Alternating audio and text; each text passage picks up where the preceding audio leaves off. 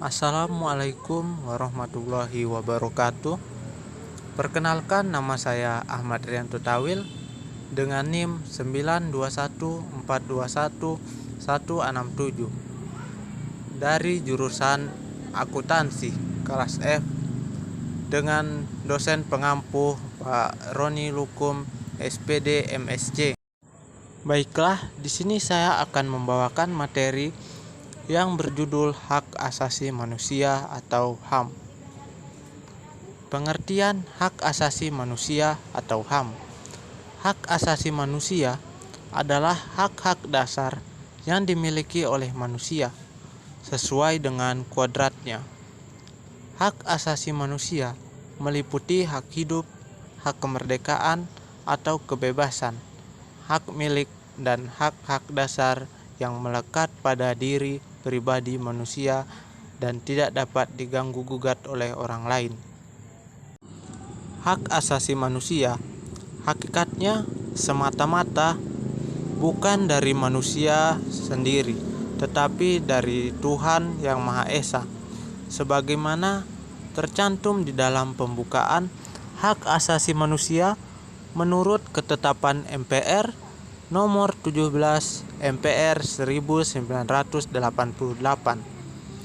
bahwa hak asasi manusia adalah hak-hak dasar yang melekat pada diri manusia secara kodrat, universal, dan abadi sebagai anugerah Tuhan Yang Maha Esa.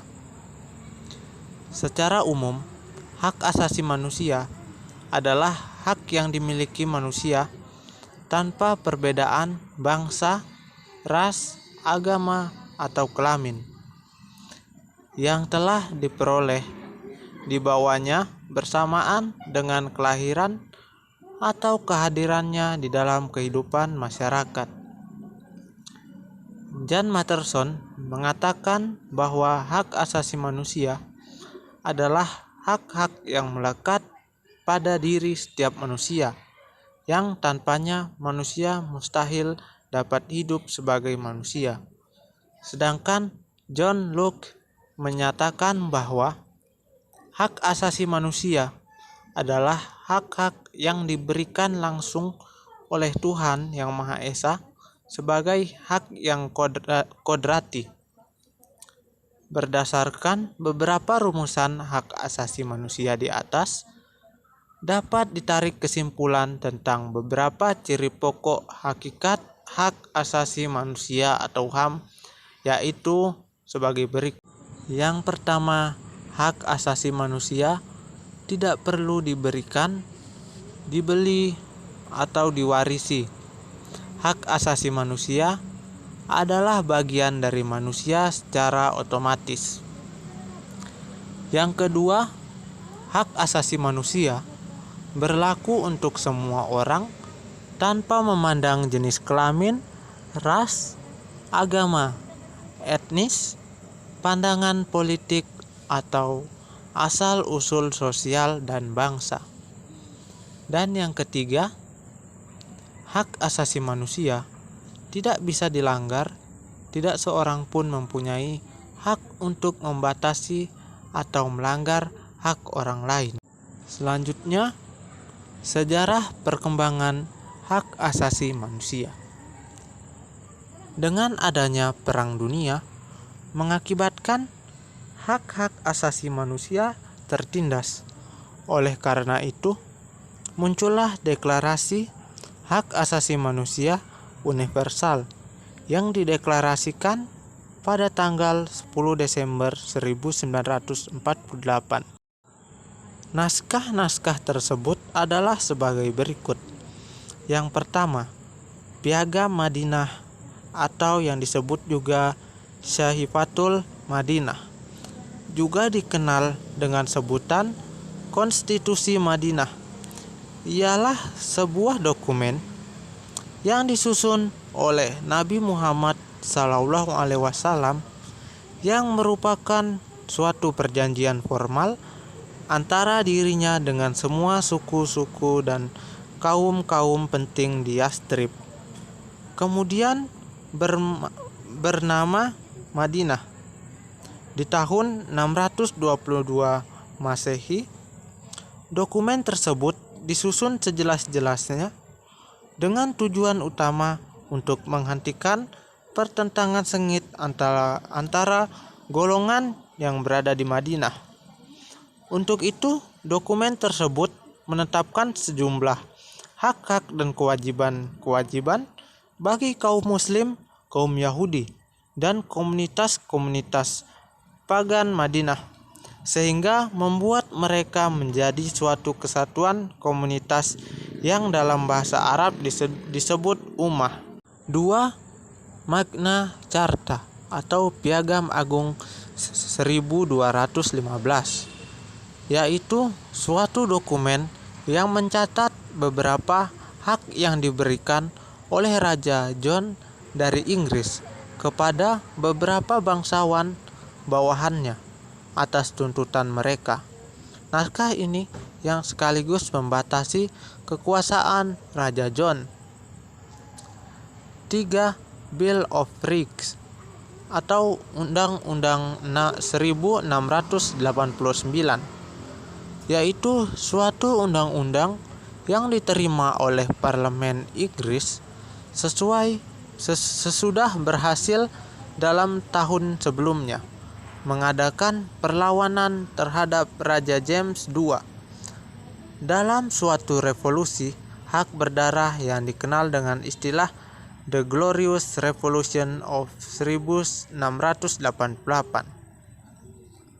4. Declaration des Droits de l'Homme et du Citoyen atau Pernyataan Hak-Hak Manusia dan Warga Negara, yaitu suatu naskah yang dicetuskan pada permulaan Revolusi Perancis sebagai perlawanan terhadap kewenangan rezim lama.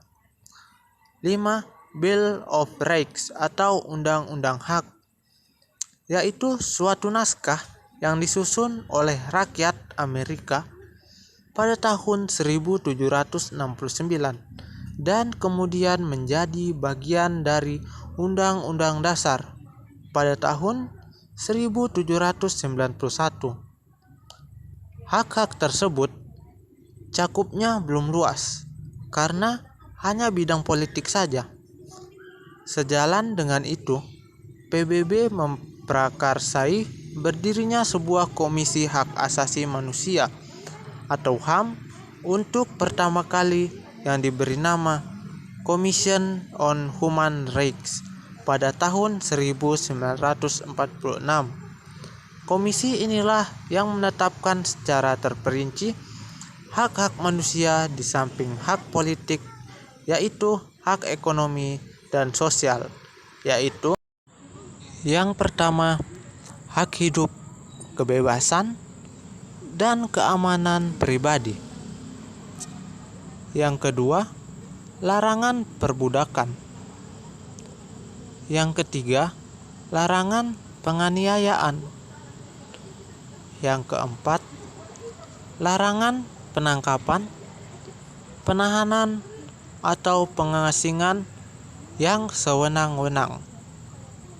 5. Hak atas pemeriksaan pengadilan yang jujur. 6. Hak atas kebebasan bergerak. 7.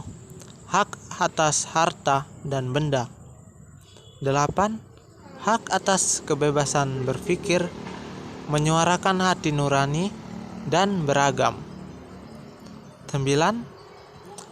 Hak atas mengemukakan pendapat dan mencurahkan pikiran. 10. Hak atas kebebasan berkumpul dan berserikat. 11. Hak untuk turut serta dalam pemerintahan. Deklarasi dunia ini juga menyebutkan beberapa hak sosial dan ekonomi yang penting. Antara lain, 1. Hak atas pekerjaan. 2. Hak atas taraf hidup yang layak, termasuk makan, pakaian, perumahan, dan kesehatan. 3. Hak atas pendidikan. 4. Hak kebudayaan meliputi hak untuk turut serta dalam kehidupan kebudayaan masyarakat, ambil bagian dalam kemajuan ilmu pengetahuan, dan hak atas perlindungan kepentingan moral dan material yang timbul dari hasil karya cipta seseorang dalam bidang ilmu, kesusastraan dan seni, kesastraan dan seni. Selanjutnya adalah prinsip-prinsip hak asasi manusia. Ada beberapa prinsip pokok yang terkait dengan penghormatan, pemenuhan, pemajuan, dan perlindungan hak asasi manusia. Prinsip-prinsip tersebut antara lain adalah: yang pertama, prinsip universal, bahwa hak asasi manusia itu berlaku bagi semua orang, apapun jenis kelaminnya, statusnya, agamanya, suku, bangsa, atau kebangsaannya. 2. Prinsip tidak dapat dilepaskan atau inalienable. Siapapun dengan alas apapun tidak dapat dan tidak boleh mencabut atau mengambil hak asasi seseorang. Seseorang tetap mempunyai hak asasinya, kendati hukum di negaranya tidak mengakui dan menghormati hak asasi orang itu, atau bahkan melanggar hak asasi tersebut. Contohnya, ketika di suatu negara dipraktekkan perbudakan, budak-budak tersebut tetap mempunyai hak-hak asasi, kendati hak-haknya itu dilanggar. 3. Prinsip tidak dapat dipisahkan atau indivisible, bahwa hak-hak sipil dan politik maupun hak-hak ekonomi, sosial, dan budaya serta hak pembangunan tidak dapat dipisahkan, baik dalam penerapan, pemenuhan, pemantauan, maupun penegakannya. 4. Prinsip saling tergantung atau interdependent, bahwa di samping tidak dapat dipisahkan, hak-hak asasi itu saling tergantung satu sama lainnya, sehingga pemenuhan hak asasi yang satu akan mempengaruhi pemenuhan hak asasi lainnya. Contohnya, kurang berjalan hak-hak sipil dan politik bisa menjuruskan suatu negara ke pemerintahan yang otoriter dan korup. Pada gilirannya, pemerintah yang otoriter dan korup bisa menjerumuskan negara pada ketertinggalan di bidang ekonomi, yang akhirnya kita bisa bermuara pada kemiskinan, tidak terpenuhinya hak-hak ekonomi. Oleh karena itu, prinsip ini sekaligus mengakhiri perdebatan mengenai prioritas pemenuhan dan pemajuan hak asasi manusia, di mana beberapa negara semula berpandangan bahwa suatu kategori hak asasi manusia tertentu harus mendapat prioritas terlebih dahulu dibandingkan dengan kategori hak asasi manusia lainnya. 5. Prinsip keseimbangan, bahwa perlu ada keseimbangan dan keselarasan di antara hak asasi manusia, perorangan, dan kolektif di satu pihak dengan tanggung jawab perseorangan terhadap individu yang lain, masyarakat dan bangsa di pihak lainnya. Hal ini sesuai dengan kodrat manusia sebagai makhluk individu sosial. Keseimbangan dan keselarasan antara kebebasan dan tanggung jawab merupakan faktor penting dalam penghormatan, pemajuan, pemenuhan, dan perlindungan hak asasi manusia atau HAM.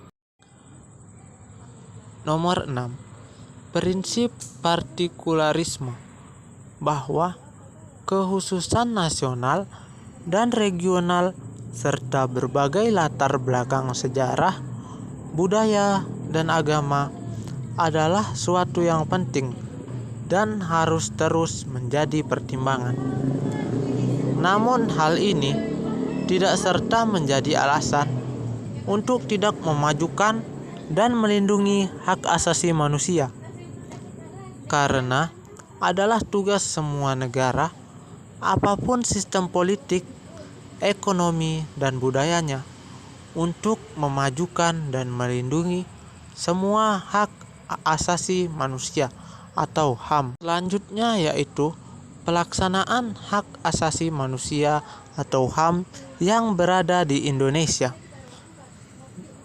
Dalam upaya penegakan hak asasi manusia di Indonesia, dibutuhkan sarana dan prasarana. Sarana dan prasarana penegakan hak asasi manusia tersebut dikategorikan menjadi dua bagian, yaitu yang pertama, sarana. Sarana yang berbentuk institusi atau kelembagaan seperti lahirnya lembaga advokasi tentang hak asasi manusia atau HAM yang dibentuk oleh LSM, Komisi Nasional Hak Asasi Manusia, Komisi Nasional HAM, Perempuan, dan institusi lainnya. Nomor 2 yaitu sarana yang terbentuk peraturan atau undang-undang seperti adanya beberapa pasal dalam Konstitusi Undang-Undang 1945 yang memuat tentang hak asasi manusia dalam Undang-Undang Republik Indonesia Nomor 39 Tahun 1999, Kepres RI Nomor 50 Tahun 1993, Kopres Republik Indonesia Nomor 129 Tahun 1998, Kapres RI Nomor 181 Tahun 1998, Inpres RI Nomor 26 Tahun 1996, dan HAM diatur dalam pasal 28 PP Nomor 7 Tahun 2005 berisikan program penegakan hukum dan HAM yang meliputi pemerataan korupsi, anti-terorisme, pembasmian penyalahgunaan yang meliputi pemberantasan korupsi, anti-terorisme, pembasmian penyalahgunaan narkotika dan obat-obat berbahaya, serta menegakkan hukum dan hak asasi manusia. Kesemua perangkat hukum tersebut merupakan sarana pendukung perlindungan HAM.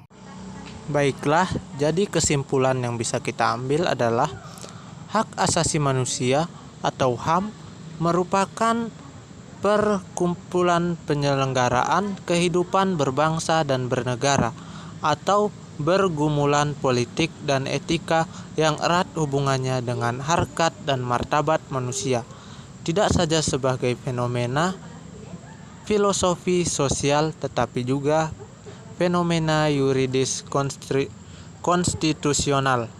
Tuntutan untuk menegakkan hak asasi manusia sudah sedemikian kuat, baik di dalam negeri maupun melalui tekanan dunia internasional.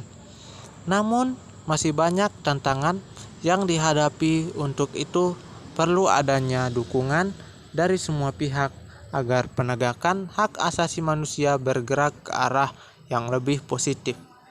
Diperlukan niat dan kemauan yang serius dari pemerintah, aparat, penegak hukum, dan elit politik agar penegakan hak asasi manusia berjalan sesuai dengan apa yang dicita-citakan sudah menjadi kewajiban bersama segenap komponen bangsa untuk mencegah agar pelanggaran hak asasi manusia di masa lalu tidak terulang kembali di masa sekarang dan masa yang akan mendatang.